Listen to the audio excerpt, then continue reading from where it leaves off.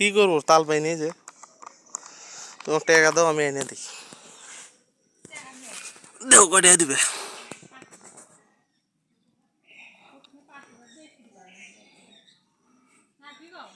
হুম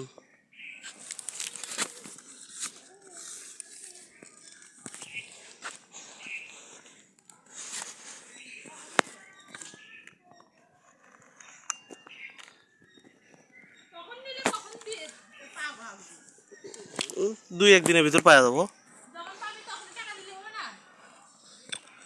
হবার পরে অগ্রিম কিছু টাকা দেওয়া লাগবে 1000-1200 টাকা দেওয়া লাগবে তাহলে হইলো আমি কি জানি ওটা যে কয়টা নিবি সেই কয় টাকাই